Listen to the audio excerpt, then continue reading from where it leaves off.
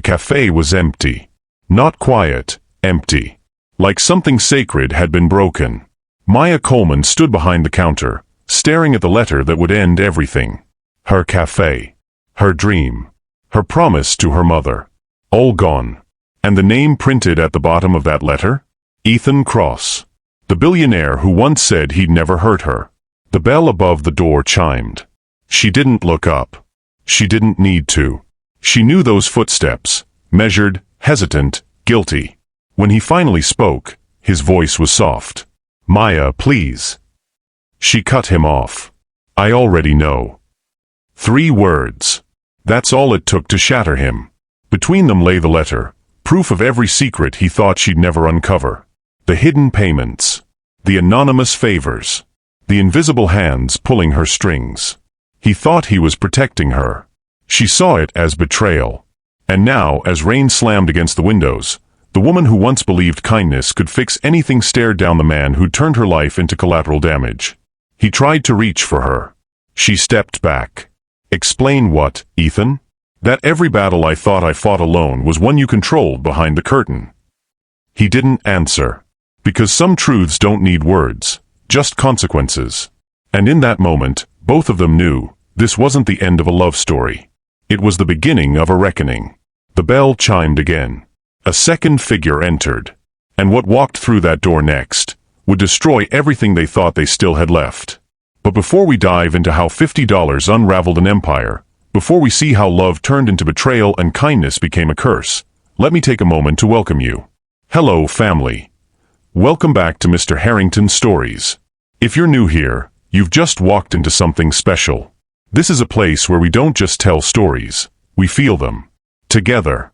We sit with the heartbreak, we cheer for the underdogs, we ask the hard questions about love, loyalty, and what it really means to do the right thing when the right thing costs everything. So do me a favor, drop a comment below and tell me where you're watching from. I love seeing how far these stories travel. From New York to Nigeria, from London to Los Angeles, this community is global, and that means something. And if you're here, truly here, ready to spend the next hour with me unpacking this beautiful, messy, complicated story, type present in the comments. Let me see you. Let me know you're riding this wave with me. Now, here's the thing about this story. It's about a $50 act of kindness that changed 2 lives forever. But it's also about control disguised as love. About protection that becomes imprisonment. About the fine line between helping someone and taking away their power to help themselves. So if you believe in second chances, if you think people deserve the opportunity to learn from their mistakes and grow, hit that subscribe button. Because not everyone deserves a second chance. But maybe Ethan Cross does. Or maybe he doesn't. That's what we're here to figure out. Together. Now, let's go back. 5 in the morning. The city still draped in darkness. Streetlights flickering against wet pavement, the hum of early delivery trucks the only sound breaking the silence. Most people were still asleep, wrapped in warmth, dreaming of things that felt possible in the safety of unconsciousness. But Maya Coleman was awake. She'd been awake since 4:30. That's when the alarm went off, the one she set every single day, including weekends, including holidays, including the mornings when her body screamed for just one more hour of rest. She couldn't afford that hour. Not financially. Not emotionally. Not when her younger brother Marcus was depending on her to keep the lights on, to keep food on the table, to keep the promise she'd made to their mother 3 years ago on a hospital bed that smelled of antiseptic and dying hopes. Take care of him, Maya. Promise me. She had promised. And Maya Coleman didn't break promises. So here she was, 28 years old, wiping down cafe tables in the pre-dawn quiet, the smell of brewing coffee filling the small space she'd turned into something close to a home. The cafe wasn't much. 12 tables, mismatched chairs she'd found at estate sales, walls painted a warm cream color that hid the cracks if you didn't look too closely. But it was hers.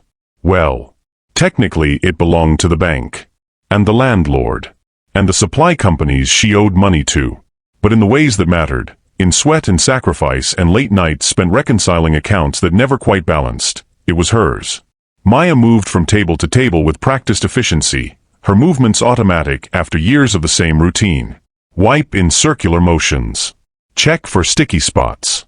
Straighten the salt and pepper shakers. Adjust the small vase of flowers she bought every Monday from the corner market, even though she couldn't really afford them. Because some things weren't about money. Some things were about holding on to the belief that beauty still existed, even when everything else felt like survival. Her hands were calloused. She'd noticed that last week when Marcus had grabbed her hand crossing the street and commented on how different they felt from when she used to braid his hair as a kid. Rougher. Harder. Changed.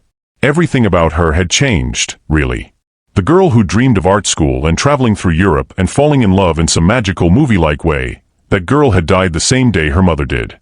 What remained was a woman who understood that dreams were luxuries and responsibilities were facts. But here's the thing about Maya Coleman that the world hadn't managed to break yet. She was still kind. Not the performative kind of kindness that people wore like accessories. Not the kind that came with strings attached or expectations of reciprocity. Just the quiet, steady kindness of someone who'd survived hard things and decided that didn't mean she had to become hard herself. Her kindness wasn't weakness. It was armor. A shield against becoming the type of person who looked at others' pain and felt nothing. A defiance against a world that had taken her parents, her dreams, and her financial security, but hadn't managed to take her humanity. Not yet. Maybe not ever. The coffee machine hissed and gurgled. Maya glanced at the clock. 5:20. She'd open at 6, just like always. The morning regulars would start trickling in around 6:15. Mr. Patterson, who'd lost his wife last year and came in because his house felt too empty. Mrs. Chen, who worked the early shift at the hospital and needed caffeine before facing 12 hours of chaos. Young Tommy, who was studying for the bar exam and couldn't afford the fancy coffee shops downtown. They were her people. Not because they spent a lot. Most of them barely ordered more than a coffee and a muffin. But because they needed this place. This small pocket of warmth in a city that could feel cold and indifferent.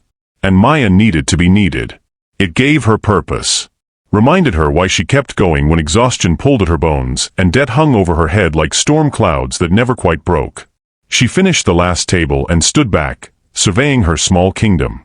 The morning light was just beginning to creep through the windows, soft and gray, painting everything in muted tones. Beautiful, she thought. In its own quiet way. Then she went to unlock the door, flip the sign to open, and prepare for another day of holding everything together with willpower and coffee grounds. She had no idea that in less than an hour, a stranger would walk through that door and change the entire trajectory of her life. No idea that kindness, which had always been her strength, was about to become the very thing that unraveled her. The rain started just before 6:30. Not the gentle, romantic kind of rain that people write songs about. The aggressive kind. The kind that came down in sheets, turning the street into a river, sending people scrambling for cover, soaking through clothes in seconds. Maya heard it before she saw it. The sudden roar against the cafe windows, the patter turning into a drumbeat, the sky opening up like it had been holding its breath and finally let go. She moved to the window, watching the city transform. Cars slowed to a crawl, their headlights cutting through the gray. Pedestrians huddled under awnings. Someone's umbrella flipped inside out, and they abandoned it, sprinting for the nearest doorway. The cafe was empty except for Mr. Patterson, who sat in his usual corner, newspaper spread before him though she knew he wasn't really reading it. He was just existing. Breathing. Surviving another day without the woman he'd loved for 43 years. Maya understood that more than she'd ever admit. She was refilling the pastry case when the door burst open. A man stumbled inside, and she looked up, startled. He was soaked, completely, thoroughly drenched. Water dripped from his hair, his clothes, pooled around his expensive-looking shoes that were probably ruined now. He stood just inside the doorway, breathing hard, looking disoriented in the way people do when the universe has just reminded them they're not in control. Maya grabbed a towel from behind the counter. "Here," she said simply, holding it out. He looked at her like she'd just offered him a lifeline. Which, in a way, she had. "Thank you." He took the towel, wiped his face, ran it through his dark hair. He was handsome. She noticed that in the distant way you notice facts that don't really concern you. Sharp jawline. Intense eyes. The kind of face that probably opened doors without him having to knock. But right now, he just looked human. Vulnerable. Lost. "Coffee?" Maya asked, already moving back behind the counter. "Please. God, please." She smiled at the desperation in his voice. The rain had a way of equalizing people. Didn't matter how much money you had or what your last name was. Mother Nature didn't care about any of that. She made him something strong. Dark roast, nothing fancy. Handed it across the counter and watched as he wrapped both hands around the cup like it was the first warm thing he'd felt in years. "That'll be $3.50, she said. He reached for his pocket. Froze. Checked another pocket. Then another. His expression shifted from confusion to realization to something close to panic. He stopped. Looked at her. "My phone's dead. My wallet. I must have left it in the car. I was running and I just—" "It's okay," Maya said, cutting off his spiral. "No, I'll come back. I just live a few blocks from here, I can." "It's okay," she repeated, firmer this time. "Just pay it forward." "What?" Maya reached into her apron pocket. Pulled out 2 20s and a 10, most of the cash tips she'd made yesterday, money she'd been planning to use for groceries because Marcus was going through another growth spurt and eating everything in sight. She placed $50 on the counter between them. "For the coffee. And the cab ride home. You're soaked, and it's not stopping anytime soon." The man stared at the money. Then at her.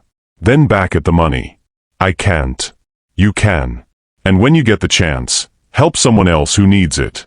That's how it works." She said it so matter-of-factly. Like kindness was just common sense. Like giving away money she desperately needed was the most natural thing in the world. The man picked up the bills slowly, like they might burn him. "What's your name?" "Maya." "Just Maya?" She smiled. "Just Maya." He nodded, still looking shell-shocked. "I'll pay you back. Pay it forward. That's the deal." She turned back to wiping down the espresso machine, conversation over as far as she was concerned. She had work to do. Mr. Patterson needed a refill. The morning rush would start soon.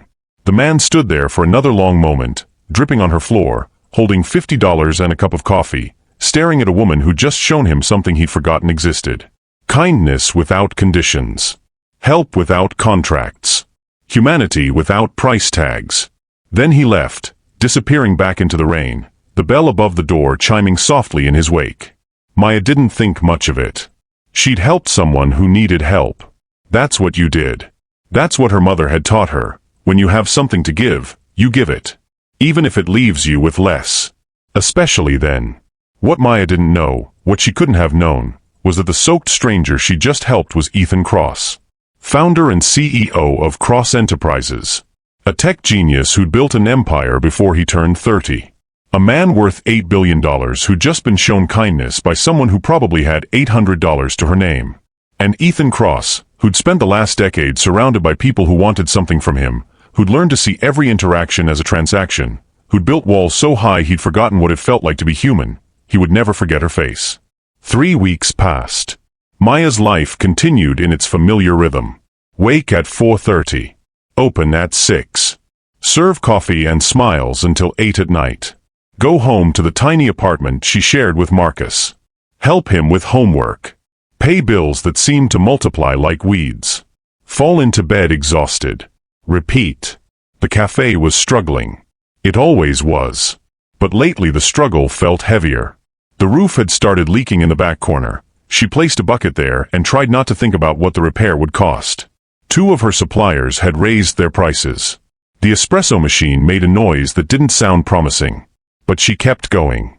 Because giving up wasn't an option. It was a Tuesday afternoon, the slow period between lunch and dinner rush, when the door opened and a man walked in. Maya looked up from restocking napkins and froze. It was him. The rain-soaked stranger. Except now he wasn't soaked. Now he wore a suit that probably cost more than her monthly rent. His hair was styled. His presence commanded the space in a way that made her small cafe feel even smaller.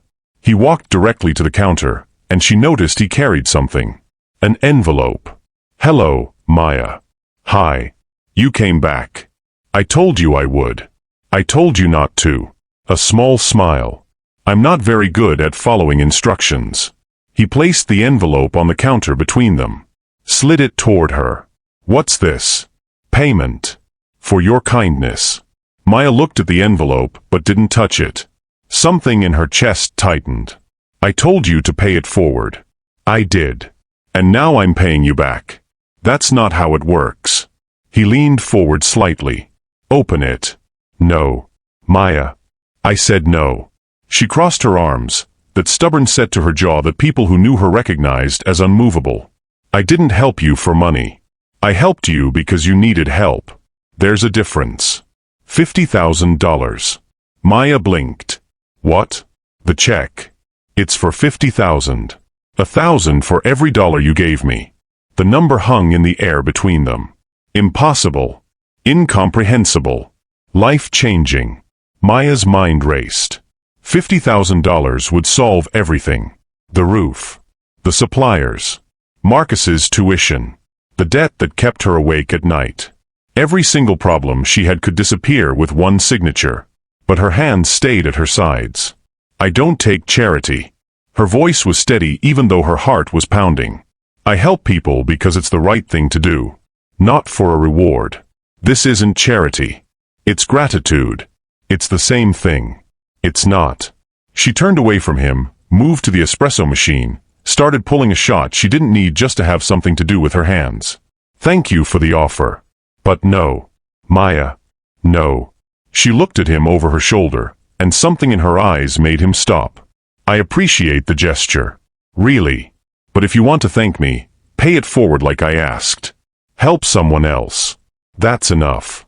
Ethan Cross stood there, holding a check that could change her life, and she just dismissed him like he was offering pocket change. He was a man who closed billion-dollar deals with a phone call, who had investors and competitors and board members hanging on his every word, who'd built an empire by understanding what people wanted and giving it to them at precisely the right price. And this woman, this cafe owner with worn hands and tired eyes and a smile that could make you believe in goodness again, had just rejected him without a second thought. She'd rejected his money, his solution, him. And somehow, impossibly, that made him want to know her more. He picked up the envelope, nodded slowly. All right. No check. Thank you for understanding. But I'll take a coffee. Maya turned, surprised. That I can do. She made him something simple. Black coffee, nothing fancy. When she handed it over, their fingers brushed briefly, and she didn't see the way something shifted in his expression. $3.50. He pulled out exact change this time. Left it on the counter. Thank you, Maya. Just doing my job. He lingered by the door.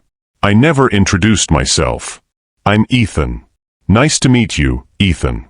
The coffee here is really good. Thank you. I might come back sometime. You're always welcome. He smiled, a real smile this time, not the practiced one he used in boardrooms, and left. Maya watched him go, then picked up the bills he'd left. Exact change. Nothing extra.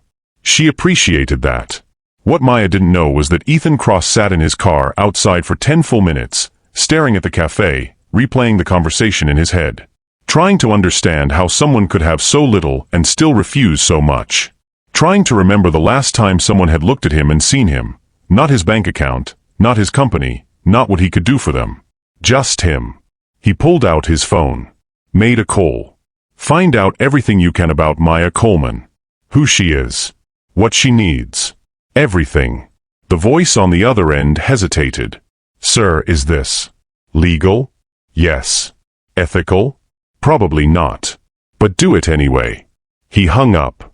And just like that, Ethan Cross made a decision that would change both their lives.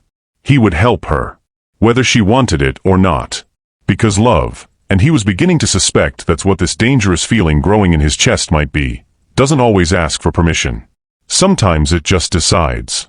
And God help everyone involved when it does. Ethan came back the next day. And the day after that. At first, Maya thought it was coincidence. But by the end of the week, she recognized the pattern. He'd arrive around 2, during the quiet hours. Order coffee, always black, always simple. Sit at the table by the window with his laptop open, occasionally taking calls in that low, intense voice that suggested whatever he was discussing involved more money than she'd see in a lifetime. But mostly, he just existed there. In her space. And she found she didn't mind. He was polite. Unobtrusive.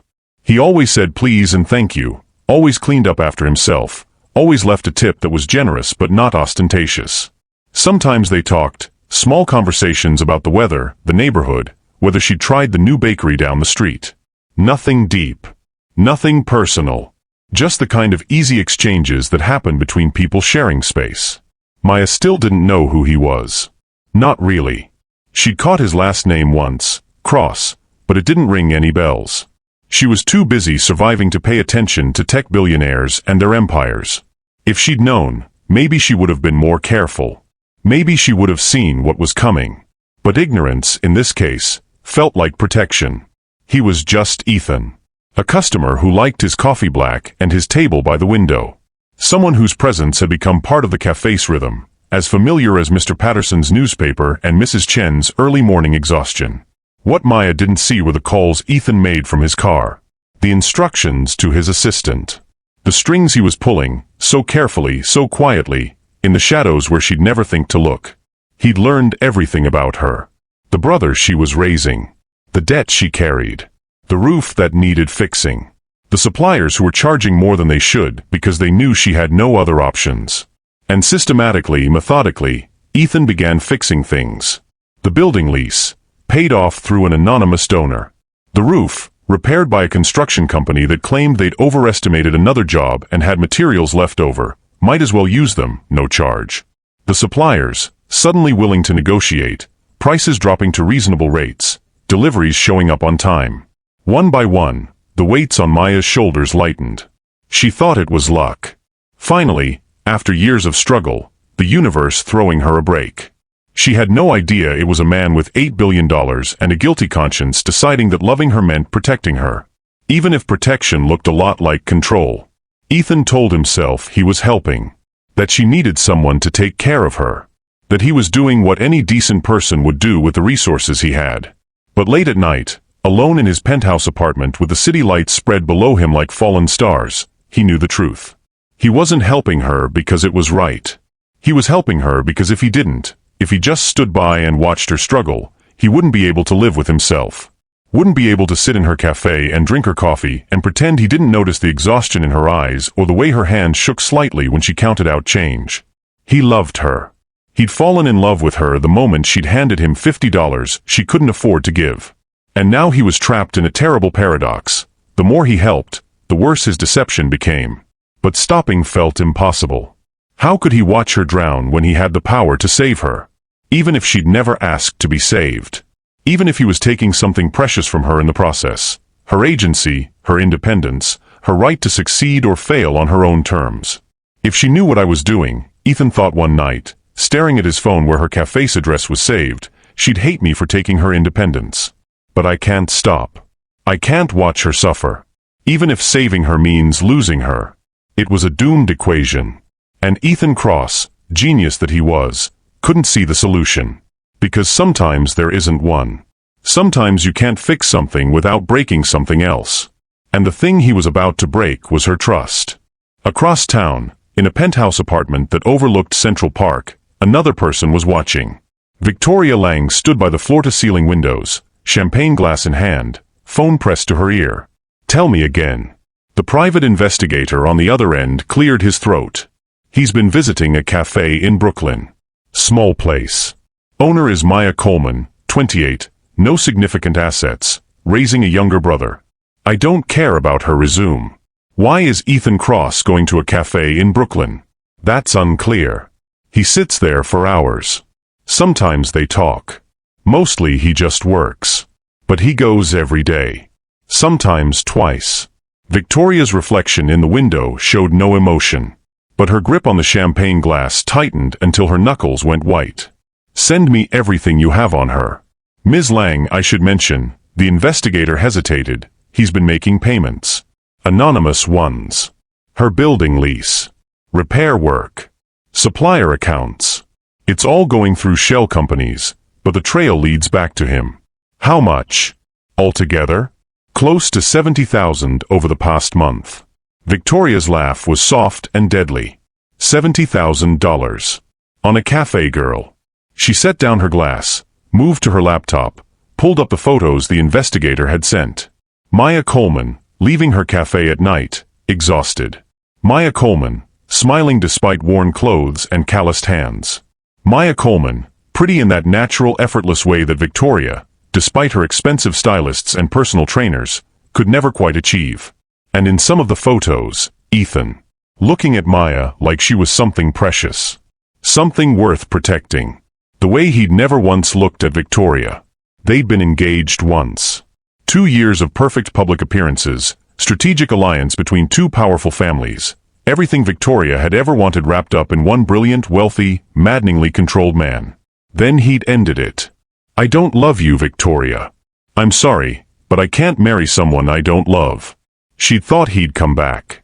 Thought he'd realize what he'd lost. Thought that eventually, logic would win and he'd understand their partnership made sense.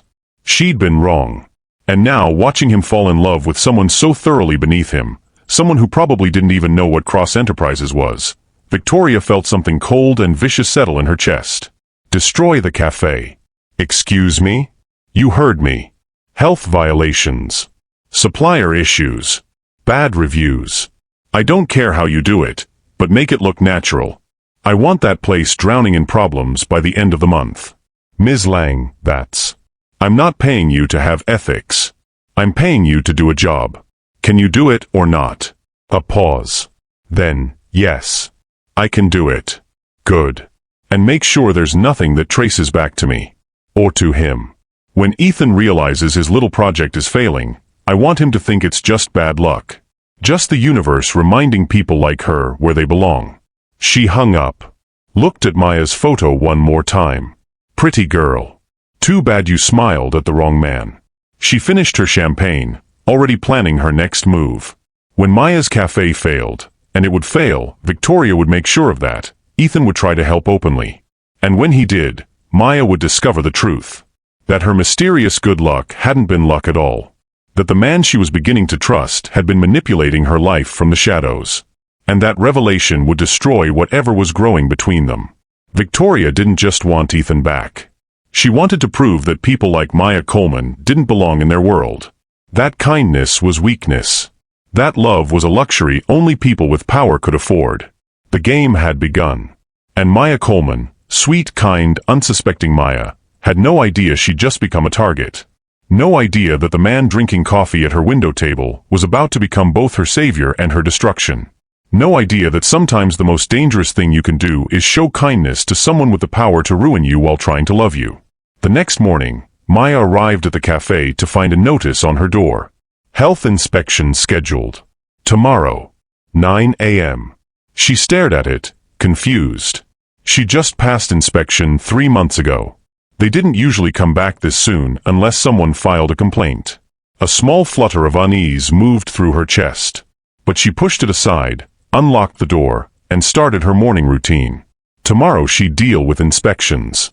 Today, she had coffee to make and people to serve and a brother to feed and a business to run. Today, she was still okay. Tomorrow, everything would start to crumble. And the man who loved her would be the reason why. Think about it for a moment. If someone helped you in secret, paid your bills, fixed your problems, smoothed your path without ever asking permission, would you feel grateful? Or would you feel manipulated? Would you see it as love, or as someone deciding they knew better than you what you needed? It's a hard question, isn't it? Because the truth is, both things can exist at once. The help can be real. The love can be genuine. And the violation can still be unforgivable. Drop your thoughts in the comments. Because Maya Coleman is about to face this question herself. And her answer will change everything. The health inspector arrived on a Thursday morning, clipboard in hand, expression already set to disapproval before he'd even crossed the threshold. Maya had spent the night before scrubbing every surface until her hands were raw, checking and rechecking every corner, every shelf, every piece of equipment. She'd passed inspection 3 months ago with flying colors. There was no reason to worry. But worry lived in her chest anyway, a small knot of unease she couldn't quite explain. The inspector moved through her cafe like he was hunting for prey. Opened cabinets she'd organized the night before. Ran his finger along surfaces that gleamed. Checked temperatures on refrigerators that were functioning perfectly. And with each inspection point, his frown deepened, like he was disappointed to find things in order. Then he went to the back storage room. The one Maya rarely used because most of her supplies came in fresh daily. The one with the small leak in the corner she'd been meaning to fix but hadn't quite gotten to yet because there were always more urgent problems demanding her limited funds. He stared at that corner for a long time. Too long. Then he started writing. Page after page of violations. Mold risk. Structural damage. Health code breaches. Inadequate storage protocols. His pen moved fast, like he'd been waiting for this moment, like he'd already decided what he was going to write before he ever walked through her door. This is a serious situation, he said, not looking at her. I'm required to file an immediate report. You'll have 2 weeks to remediate or face closure. Maya felt the floor tilt beneath her. 2 weeks. Remediation that would cost thousands she didn't have. For a leak that had been there for months without issue, that she'd mentioned to him during the last inspection and he'd waved off as minor. But she started. 2 weeks, Ms. Coleman. He handed her the citation and left, and Maya stood in her empty cafe holding a piece of paper that might as well have been a death sentence. Marcus found her that night still at the cafe, sitting in the dark, staring at the citation. He was 16, lanky and growing into a young man who looked more like their father every day. He'd come by after basketball practice, probably expecting to steal leftover pastries and complain about his chemistry homework. Instead, he found his sister breaking. Maya? He flipped on the lights, and she flinched at the sudden brightness. What's wrong? She couldn't even answer. Just handed him the paper and watched his face fall as he read it. Watched him age a little, the way kids do when they realize the adults in their lives don't have all the answers, can't fix everything, are just as scared and lost as anyone else. How much will it cost to fix? More than we have. Can we take a loan? We're already drowning in loans, Marcus. Then what do we do? Maya looked at her little brother, not so little anymore, and tried to find words that wouldn't sound like giving up. I don't know yet. But I'll figure it out. I always do. It was a lie. They both knew it. But sometimes lies are kinder than truth. That night, lying in bed staring at the ceiling, Maya whispered into the darkness, "Who's doing this to us?" She had no idea the answer was sleeping restlessly in a penthouse across town, a man who thought he was protecting her while his past was systematically destroying her present. The next morning brought more bad news. Her coffee supplier called. They were terminating her contract. No explanation. No warning. Just a cold corporate apology that didn't sound sorry at all. She'd been with them for 3 years. Never missed a payment. Never had a complaint. But I don't understand, Maya said, phone pressed to her ear, panic rising in her throat. Did I do something wrong? It's a business decision, Ms. Coleman. We wish you the best. Click. Dial tone. Done. Then her bakery supplier. Same message, different voice. Contract terminated. Business decision. Good luck. By noon, she'd lost 4 suppliers. By evening, she was calling everyone she knew, begging for alternatives, willing to pay more, willing to do whatever it took. Most didn't answer. The ones who did suddenly had excuses. Supply chain issues. Capacity problems. Maybe next quarter. It felt coordinated. Deliberate. Like someone was making calls of their own, burning her bridges before she even knew they were on fire. And then came the reviews. Maya didn't see them at first. She was too busy trying to salvage her supply chain, too exhausted from 18-hour days and sleepless nights. But Mrs. Chun mentioned it on Friday morning, her voice gentle with concern. Maya, honey, have you looked at your online reviews lately? Maya pulled out her phone. Opened the review site. Felt her stomach drop. 1 star. Dirty kitchen. Saw a cockroach. Would give 0 stars if I could. 1 star. Got food poisoning from the muffin. Was sick for 3 days. 1 star. Rude service. Overpriced. Stay away. 27 new reviews, all posted within the last 48 hours, all 1 star, all from accounts with no history, no photos, no other reviews. Fake. Obviously fake. But Google didn't care about obvious. The algorithm just saw the numbers and tanked her rating from 4.8 stars to 2.3. Her cafe, the place she'd built with her mother's memory and her own bleeding hands, now looked like a health hazard online. A place to avoid. A mistake. Maya sat down at the nearest table because her legs wouldn't hold her anymore. Mrs. Chin sat beside her, put a weathered hand over Maya's trembling one, and didn't say anything because there was nothing to say. Sometimes comfort is just presence. Just bearing witness to someone else's pain because they shouldn't have to carry it alone. Marcus started coming by after school every day. Stopped going to basketball practice. Stopped hanging out with friends. Just came and sat in the cafe, doing homework at a table in the corner, being near his sister because he was 16 and powerless and presence was all he had to offer. Maya watched him trying to help, trying to be strong, trying to carry weight that wasn't his to carry. And something in her chest cracked a little more. Because this was supposed to be his time to be young and careless and free. Not sitting in a failing cafe watching his sister drown. Who's doing this to us? She'd asked the universe. The universe didn't answer. But someone was watching. Someone had noticed the dark circles under her eyes, the way her hands shook when she counted out change, the forced brightness in her voice when she assured customers everything was fine. Ethan Cross had noticed. He sat at his usual table by the window, laptop open but forgotten, watching Maya move through her cafe like she was holding herself together with willpower and prayer. She'd lost weight. He could see it in her face, the sharper angles, the way her clothes hung a little looser. She smiled less. Laughed never.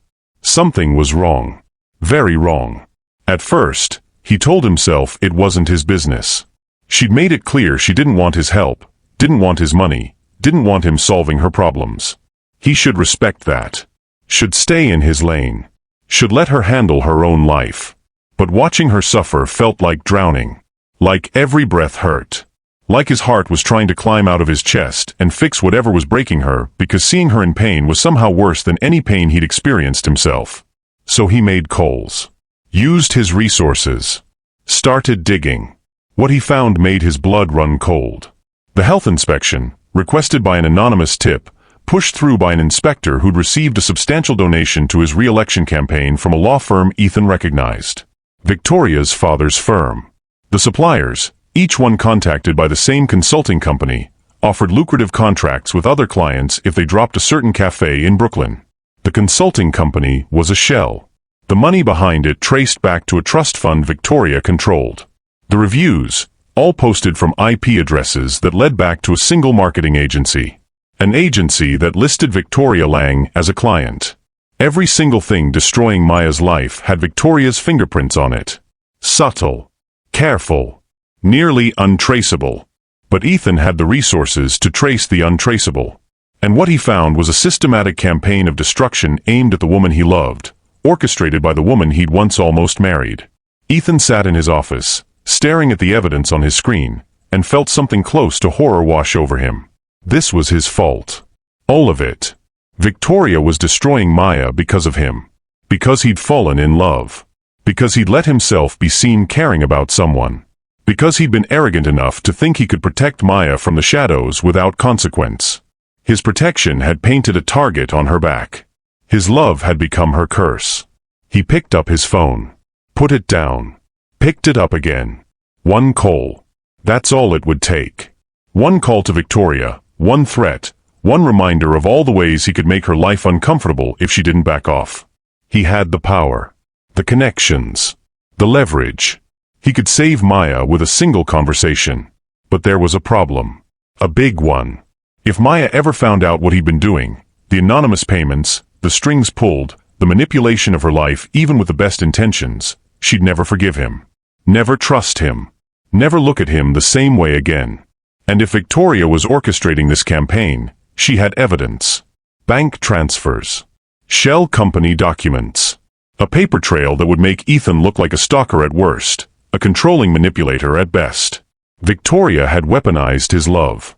Turned his desire to help into ammunition that would destroy whatever chance he had with Maya. So Ethan stood at a crossroads. He could save Maya's cafe, and lose her forever when the truth came out. Or he could stay silent, and watch Victoria destroy everything Maya had built while he stood by, knowing he could stop it, choosing not to because he was too much of a coward to face the consequences of his own actions. Some choices aren't really choices at all. They're just different versions of loss. Ethan found himself outside the cafe at midnight, standing in the pool of yellow light from the street lamp, phone in his hand, paralyzed. The cafe was dark. Empty. But he could see Maya's reflection in his mind, the exhaustion, the fear, the way she was crumbling under pressure she didn't deserve. I can save her or be honest with her, he thought. But I can't do both. The truth was a guillotine. Honesty would sever whatever fragile connection they'd built. But continuing to lie felt like suffocation. Like he was becoming the very thing he hated. Someone who decided what was best for others without asking, who wielded power without consent, who confused control with care. His phone buzzed. A text from his assistant. Victoria Lang requesting a meeting. Says it's urgent regarding Maya Coleman. Ethan stared at the message. Victoria was making her move. Whatever endgame she'd planned, it was coming. And he was standing in the dark outside a closed café, frozen by indecision, while the woman he loved was fighting a battle she didn't even know she was in. He had to tell Maya. Had to come clean. Had to face whatever came next, even if it meant losing her, because she deserved the truth. Deserved the choice. Deserved to know that the chaos in her life wasn't random bad luck or cosmic unfairness, but the calculated cruelty of someone who saw her as competition. Tomorrow, Ethan decided. Tomorrow I'll tell her everything. But tomorrow came with its own devastation. Maya was wiping down tables when the door opened. She looked up, expecting a customer. Instead, she found Ethan, and something in his expression made her stomach drop. He looked wrecked. Haunted. Like a man walking to his own execution. Maya, he said, and his voice was rough. I need to tell you the truth. She set down her rag. Folded her arms across her chest. Some part of her had known this was coming.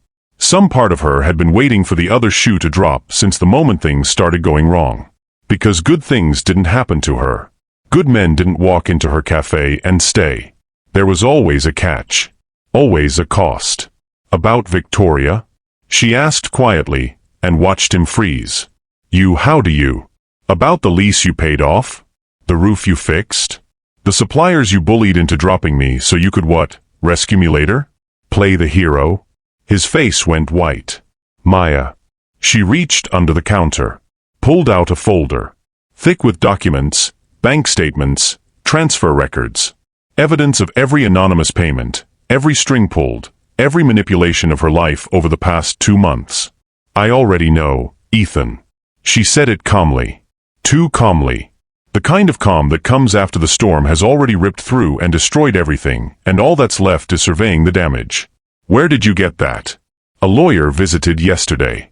She dropped the folder on the counter between them like evidence in a trial. Said if I didn't press charges against Victoria Lang for harassment, she'd expose your stalking behavior. Every anonymous payment. Every string you pulled. She'd make sure everyone knew what you did. Maya's voice was steady, but her hands shook. The lawyer was very thorough. Showed me everything. The shell companies. The donations. The convenient timing of every good thing that happened to me in the last 2 months. All of it traced back to you. Ethan felt like he'd been punched. Maya, I was trying to help. Help? Her voice finally cracked, emotion bleeding through. You were trying to control. There's a difference. That's not, I never meant, he stopped. Started again. Victoria is the one sabotaging you. The health inspection, the suppliers, the reviews, that's all her. I was trying to protect you from. From what? From having to struggle? From being independent? From having the dignity of surviving on my own terms? Maya's eyes were bright with unshed tears, but she didn't let them fall. I didn't ask you to save me, Ethan. I didn't ask you to fix my problems or pay my debts or play guardian angel from the shadows. You made that choice. Without my consent. Without my knowledge. You took away my agency because you decided you knew better. I love you. The words fell into the space between them like stones into water. Heavy. Irretrievable. Maya laughed, but there was no humor in it. You don't love me. You love the idea of me. The grateful girl who owes you everything. The charity case you can fix and feel good about. But love? Love requires respect. And you never respected me enough to let me choose. The bell above the door chimed. They both turned. And there, perfectly timed like she'd been waiting for this exact moment, stood Victoria Lang. She was beautiful in the way expensive things are beautiful. Polished, perfect, untouchable. Her coat probably cost more than Maya made in 3 months. Her shoes clicked against the floor like a countdown. and her smile was the cruelest thing Maya had ever seen. "Hello, Maya." Victoria's voice was silk and poison. "I'm Victoria Lang, Ethan's fiancée." "Ex-fiancée," Ethan said sharply, taking a step toward her. "Victoria, what are you doing here?" Victoria ignored him, kept her eyes on Maya. "I wanted to meet the woman who's caused so much trouble. You're prettier than your photos, I'll give you that. Though you look tired, darling. Have you been sleeping?" Maya said nothing. Just watch this woman, this stranger who'd systematically destroyed her life, walk into her café like she owned it. Victoria continued, enjoying herself now. "Here's the situation, Maya. And I'll be direct because I think you appreciate directness. Press charges against me for harassment, and I'll bury Ethan's company in lawsuits. My father is a very powerful man with very good lawyers. We'll tie Cross Enterprises up in litigation for years. Destroy his reputation. Ruin everything he's built." She paused. Let that sink in. Then smiled. "Or, you walk away from him completely. Right now. Tell him you never want to see him again. And I'll make all your little cafe problems disappear. The health violations? Gone. The suppliers? Back in business. The reviews? Deleted. Everything goes back to normal." Victoria leaned against the counter, close enough that Maya could smell her perfume, expensive and cloying. "You've already proven you're charitable, Maya. You gave Ethan $50 you couldn't afford. So be charitable now. Give him up. Save his company. Let him go back to the world where he belongs. The world you were never meant to be part of." The cafe was silent except for the hum of the refrigerator and the sound of Maya's heart breaking in her chest. She looked at Ethan, desperate, broken, standing there like a man watching everything he loved slip through his fingers. Then she looked at Victoria, triumphant, cruel, certain she'd already won. And Maya realized she was trapped. Caught between two impossible choices, both of which would cost her everything. If she pressed charges, she'd destroy Ethan. If she walked away, she'd lose any chance of justice, any chance of truth, any chance of ever knowing if what they had was real or just another manipulation. The woman who helped everyone now had to choose, save herself or save the man who betrayed her trust to protect her. Maya closed her eyes, took a breath. When she opened them again, something had shifted, hardened. "Get out," she said quietly. Victoria's smile widened. "Smart girl. Both of you. Get out of my cafe." Ethan stepped forward. "Maya, please. Now." She pointed to the door, her hand steady now, her voice stronger. "I need to think. And I can't do that with either of you here." Victoria shrugged, picked up her purse. "You have 24 hours to decide. After that, I file the lawsuits and you can watch his empire crumble. Your choice, darling." She left, her heels clicking away into the night. Ethan stayed, rooted to the spot, looking at Maya like she was water and he was dying of thirst. "Maya." His voice broke on her name. "I'm sorry. I'm so sorry. I thought I was helping. I thought. You thought wrong. Go, Ethan. Let me fix this. You fixed enough. Please. Just go." He stood there for another long moment, then nodded, turned toward the door, stopped halfway. "For what it's worth," he said without looking back, "everything I did, every payment, every string pulled, it was because I couldn't stand watching you suffer. Not because I thought you were weak, but because seeing you in pain hurt more than anything I've felt in my entire life." He left then. Left Maya standing alone in her cafe, surrounded by the evidence of his betrayal and his love all tangled together, unable to separate one from the other. She sank into the nearest chair, let her head fall into her hands, and finally, let herself cry. Not quiet tears. Not dignified grief. But the kind of crying that comes from your bones, from the place where hope used to live before it died. Marcus found her there an hour later. Didn't ask what happened. Just sat beside her and held her hand while she fell apart. Because some questions don't have good answers. Some choices don't have right options.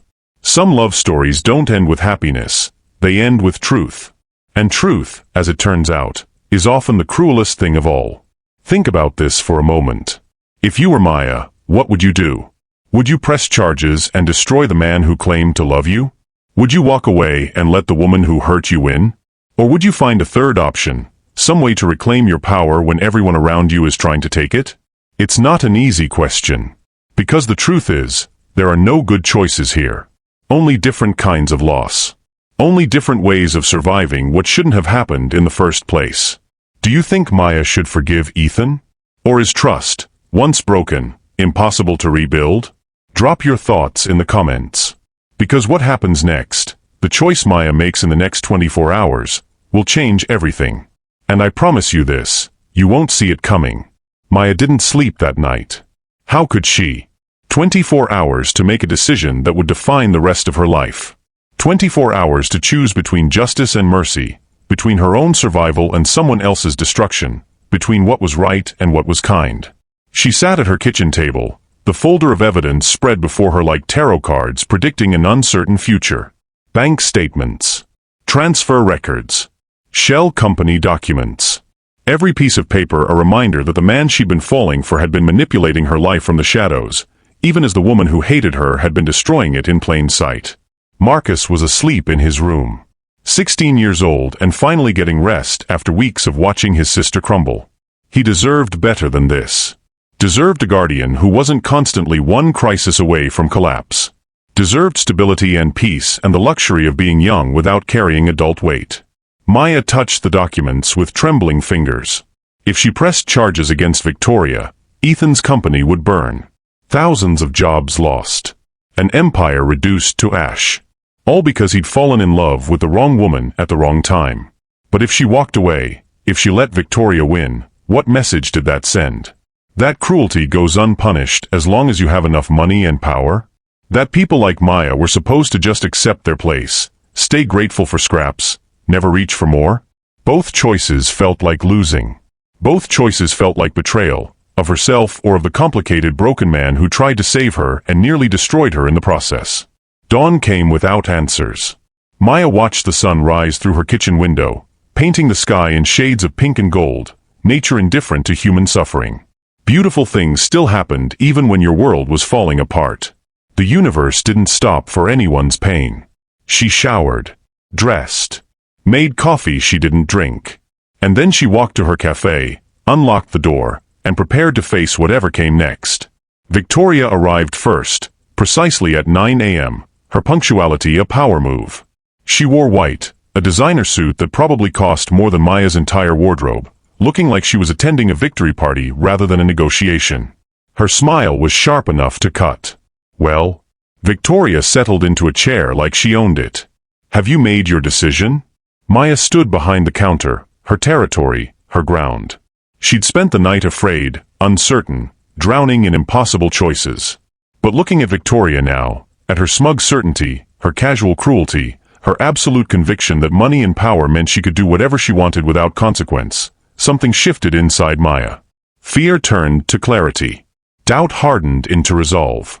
She set down the dishcloth she'd been holding, straightened her spine, and looked Victoria dead in the eye. You think I'm weak because I'm kind. That's your first mistake. Victoria's smile faltered slightly. Excuse me? You looked at me and saw someone you could crush. Someone who wouldn't fight back because fighting isn't nice, isn't polite, isn't what good girls do. You thought kindness meant I was soft. Maya stepped out from behind the counter. Moved closer. Not aggressive, but deliberate. Claiming space.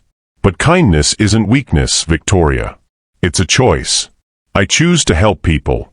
I choose to believe in second chances. I choose to see the good in others even when they don't deserve it. That's not weakness. That's strength you'll never understand. The door opened. Ethan walked in, looking like he hadn't slept either. His suit was wrinkled. His usual controlled composure had cracked, leaving something raw and human underneath. When he saw both women, he stopped, understanding he'd walked into the final act of a play he'd inadvertently written. Maya turned to him. And you think love means control. That's your mistake. Ethan flinched like she'd struck him. Maya, you decided what I needed without asking. You fixed my problems without permission. You manipulated my life because you thought you knew better. You called it protection, called it love, but it was control. And I won't be controlled. Not by her cruelty, and not by your misguided kindness. The cafe was silent except for the hum of the espresso machine and the sound of Maya's heart pounding in her chest. She walked to the door, opened it wide. The morning light spilled in, bright and unforgiving. Both of you, get out. Victoria stood, fury replacing her smug satisfaction. You're making a mistake. No. You made the mistake. You came into my space, threatened my life, tried to use me as a pawn in whatever twisted game you're playing with him. But I'm not a pawn. I'm not a prize. I'm a person. And I'm done being treated like anything less. She turned to Ethan. His face had gone pale, pain etched into every line. And you. Maya's voice softened slightly, because anger and hurt could exist alongside the terrible, complicated truth that she'd cared about him. That some part of her still did. I don't know what we could have been. Maybe something real. Maybe something beautiful. But we'll never know now, will we? Because you took away my choice. You decided for me. And that's not love, Ethan. That's not even close. I was trying to help. I know. And that's what makes it so tragic. Maya stepped aside, holding the door open, her message clear. Victoria left first, her heels clicking against the pavement like gunshots. She didn't look back. Didn't acknowledge defeat. But her rigid spine and clenched jaw told the story her pride wouldn't let her speak. Ethan lingered. Looked at Maya like he was memorizing her face, like he knew this might be the last time he stood this close to her. I'm sorry, he said, and his voice cracked on the words. I'm so sorry. I know you are. But sorry doesn't fix this. What can I do? Nothing. You've done enough. He nodded. Turned to leave. Stopped at the threshold. For what it's worth, Maya, you were right. About everything. I did think I knew better. I did try to control things. I told myself it was love, but really it was fear. Fear of watching you suffer. Fear of being helpless. Fear of just being honest and letting you choose. Because what if you didn't choose me? He looked back at her one last time. Turns out you didn't anyway. But at least now it's your choice. And that's how it should have been from the beginning. Then he left. Left Maya standing in her cafe doorway, stronger than she'd been an hour ago but more alone than she'd felt in years. She closed the door. Locked it. Flipped the sign to closed. And sat down in the middle of her empty cafe and cried. Not because she was broken. But because choosing yourself, setting boundaries, standing up for your dignity, those things hurt even when they're right. Especially when they're right. Marcus found her there 20 minutes later. Let himself in with his key, saw his sister surrounded by morning light and tear-streaked resolve, and understood without asking that something had shifted. You okay? He asked. No. But I will be. What happened? I chose me. Marcus sat beside her, this boy who was becoming a man, who'd watched his sister sacrifice everything for him, who'd learned about strength by witnessing hers. Good, he said simply. It's about time. And for the first time in days, Maya smiled. A real smile. Small and tentative, but genuine. The lawsuits hit 3 days later. Victoria's father came through with everything she'd promised. Multiple suits against Cross Enterprises, allegations ranging from corporate espionage to financial manipulation. The media picked it up immediately. Billionaire tech CEO caught in scandal. Anonymous payments to cafe owner raise questions. Former fiancé's family seeks justice. It was ugly.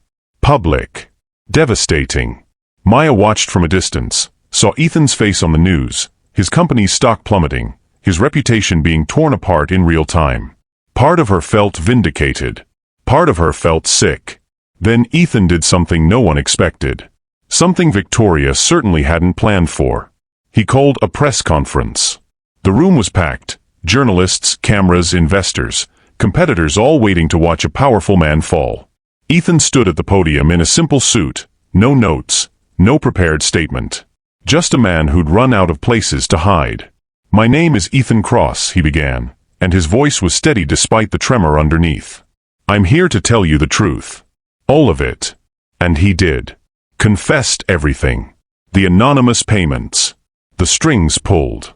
The manipulation of Maya's life, even with good intentions. His failure to see that protection without consent was just another form of control. I thought I was helping her, he said, and now his voice did break. I thought controlling the situation meant protecting her. I thought if I could just fix everything, make her life easier, solve her problems before she even knew they existed, I thought that was love. He paused, looked directly into the cameras. I was wrong. Love isn't control. It's trust. Love is respecting someone enough to let them struggle, let them fail, let them succeed on their own terms. Love is giving someone the truth and letting them decide what to do with it. His hands gripped the podium. I broke that trust. I took away Maya Coleman's agency because I was too arrogant to believe she could handle her own life. Too afraid to be honest about my feelings and let her choose. Too cowardly to risk rejection. So instead I tried to make myself indispensable. The room was silent. Reporters had stopped typing. Cameras kept rolling. I'm resigning as CEO of Cross Enterprises, effective immediately.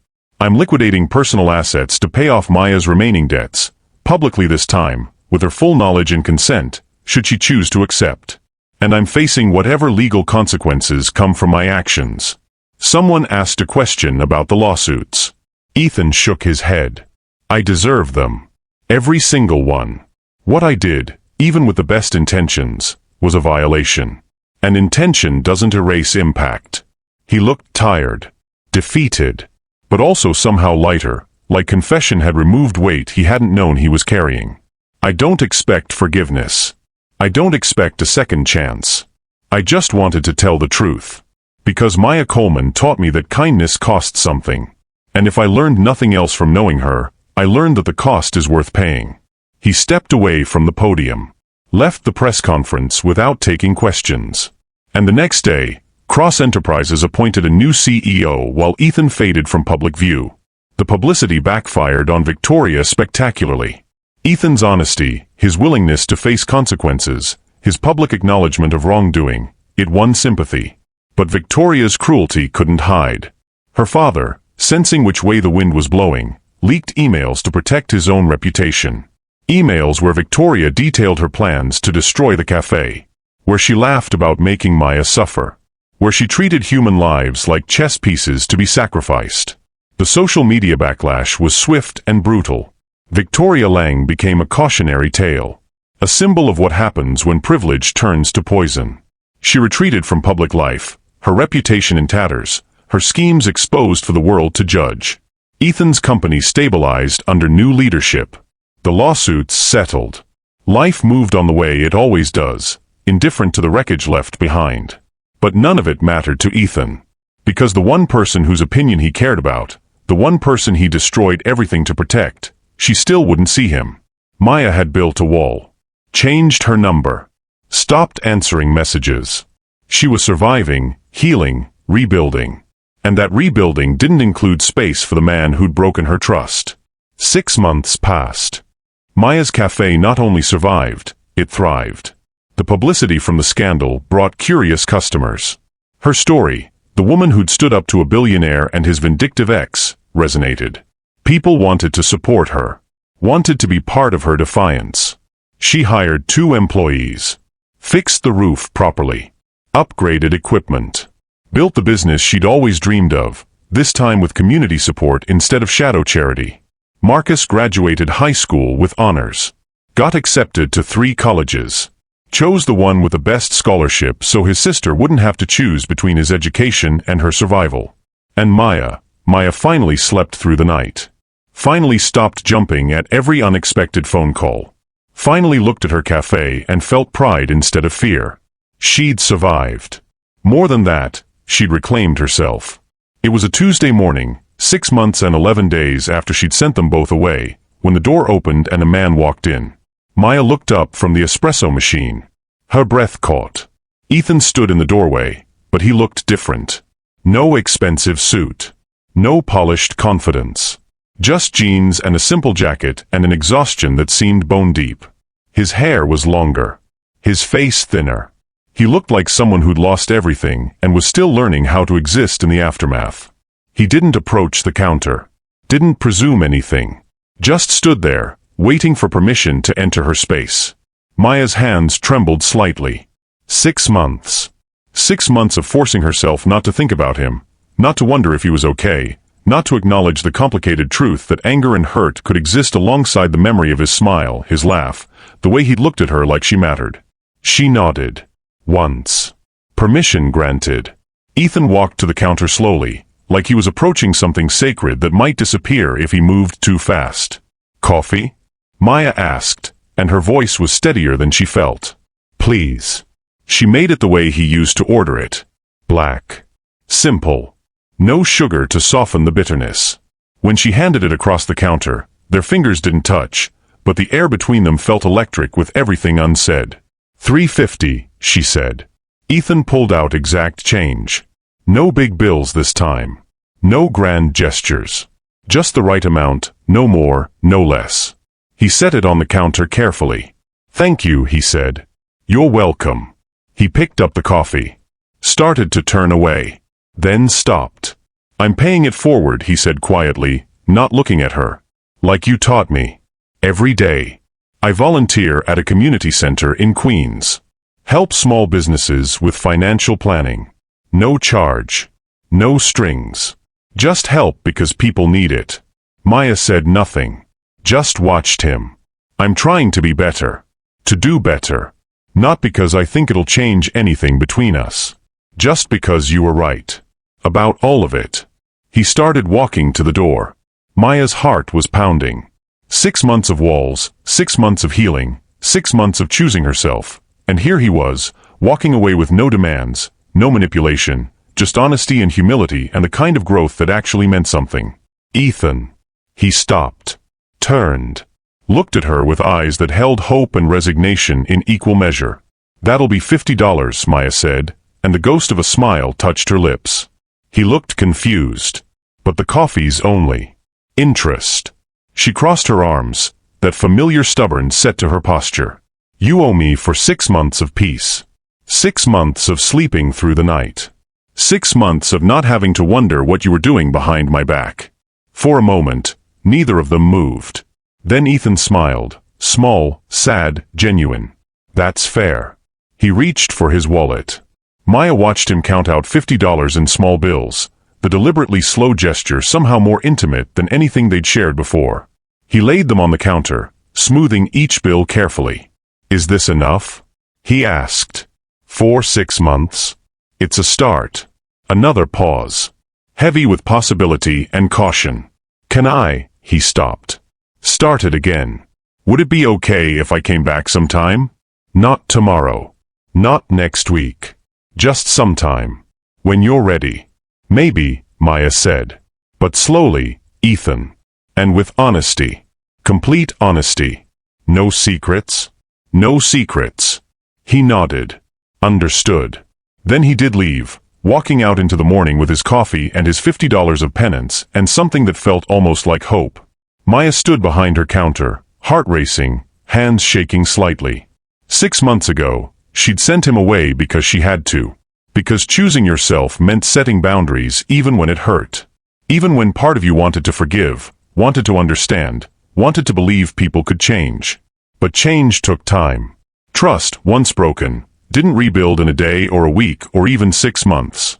The door opened again. Maya looked up, half expecting Ethan to return. Instead, Mrs. Chen walked in, her usual early morning exhaustion softened by curiosity. Was that who I think it was? Maya nodded. Poured Mrs. Chen her regular coffee without being asked. And nothing. Not yet, anyway. But maybe someday? Maya thought about it. About the man who'd tried to save her and nearly destroyed her. About his public confession, his resignation, his months of silence respecting her boundaries. About the difference between the Ethan who'd manipulated her life and the Ethan who just walked out with exact change and no expectations. Maybe, she said finally. If he keeps being honest. If he keeps respecting my choices. If he proves that he learned the lesson. What lesson's that? That love isn't about grand gestures or control. It's about respect. Truth. Trusting someone enough to let them make their own choices, even when it terrifies you. Mrs. Chen smiled. Sounds like you learned some lessons too. Maya poured herself coffee. Sat across from Mrs. Chen in the morning light streaming through clean windows, in her thriving café, in the life she'd built from the ashes of almost losing everything. Yeah, she said softly. I guess I did. 1 week later, Ethan came back. Ordered coffee. Left exact change. Sat at a table near the window, not his old table, Maya noticed, but a different one further away, giving her space. He worked quietly for an hour, then left with a simple thank you. No attempts at conversation. No pushing boundaries. Just presence without pressure. He came back the following week. Same routine. Coffee, work, gratitude, space. The third week, Maya walked over to his table during a quiet moment. Set down a muffin she hadn't charged him for. Paying it forward, she said simply, and walked away before he could respond. But she saw his expression. Saw the way hope flickered across his face, tentative and fragile and real. Slowly. That's how trust rebuilt. Slowly, with small gestures and consistent respect and the understanding that some things, once broken, never return to their original shape. They become something different. Sometimes stronger. Sometimes more beautiful for having been broken and repaired. Sometimes worth the wait. 2 months after that first return, on a quiet afternoon when rain pattered against the windows, Ethan gathered his courage. Maya? He approached the counter where she was arranging pastries. Can we talk? Really talk? Maya looked at him. 8 months since she'd sent him away. 8 months of watching him respect her boundaries, honor her space, slowly prove through actions instead of words that he'd learned what love actually meant. She poured 2 coffees. Motioned to a table. They sat across from each other, the same way they had months ago, but everything different now. I don't forgive you, Maya said, her voice steady. Not yet. Maybe not ever. What you did, even with good intentions, it hurt me. It broke my trust. And that's not something that just goes away because time passed or because you're sorry. Ethan nodded, pain flickering across his face but also understanding. Acceptance. I know. But, Maya continued, and watched him look up, I understand why you did it. I understand that you were afraid. That you thought you were helping. That you confused control with care because maybe nobody ever taught you the difference. She wrapped her hands around her coffee mug. Understanding isn't forgiveness. But maybe it's where we start. What does that mean? It means we talk. Honestly. Completely. No secrets, no manipulation, no trying to fix each other. Just 2 people having an actual conversation about who we are and what we want, and whether there's any possible future that doesn't repeat the past. Ethan's hands shook slightly as he reached for his coffee. I'd like that. More than you know. So they talked. 4 hours. About his childhood where love came with conditions and affection was something you earned through achievement. About her parents who taught her that kindness cost something but was always worth paying. About his fear of vulnerability and her fear of dependence. About the ways they'd both been shaped by loss and survival and the terrible weight of trying to protect people you love. They talked until the café closed. Until Marcus came by and raised an eyebrow at finding Ethan there but said nothing. Until the sun set and the streetlights came on and Maya realized they'd barely scratched the surface of everything that needed saying. Can I come back? Ethan asked as he stood to leave. To keep talking? Yes. But Ethan. Yeah? Slow. We're doing this slow. No rushing. No grand gestures. No trying to skip past the hard parts to get to forgiveness. We earn this. Both of us. Deal. He left. Maya locked up. Went home and lay in bed staring at the ceiling, wondering if she was making a mistake or taking a chance or somehow both at once. Because here's the truth about second chances. They're terrifying. They require believing that people can change, that time can heal, that broken things can be repaired into something different but still beautiful. They require hope. And hope, after everything Maya had survived, felt like the bravest thing she could choose. So she chose it. Carefully. Slowly. With boundaries and honesty and the clear understanding that trust, once broken, never fully repairs. It becomes something else. Something that requires more care, more attention, more deliberate choice. Months passed. Then a year. Ethan showed up every week. Sometimes they talked. Sometimes they didn't. Sometimes Maya sent him away when she wasn't ready and he went without argument. Sometimes she let him stay and they peeled back layers of hurt and healing until they understood each other in ways they never had before. And somewhere in that slow, careful rebuilding, something grew. Not the dramatic, consuming passion of their first meeting. Something quieter. Stronger. Built on truth instead of mystery, on respect instead of rescue, on choice instead of control. One morning, exactly 18 months after Maya had sent him away, Ethan walked into the café and Maya smiled at him. Really smiled. The kind of smile that reached her eyes and softened all her careful defenses. "Coffee?" she asked. "Actually, I was hoping for something more." "Oh." "Honesty. Complete honesty." "Haven't we been doing that?" "We have. But there's one truth I haven't said clearly enough." Maya waited, her heart picking up speed despite her careful control. "I love you," Ethan said simply. "Not the way I thought I did before. Not the version where I needed to save you or fix you or control your life to feel useful. I love you as you are. Strong.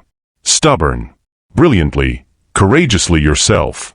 And I love you enough to know that loving you means respecting your choices. Even if you choose not to love me back."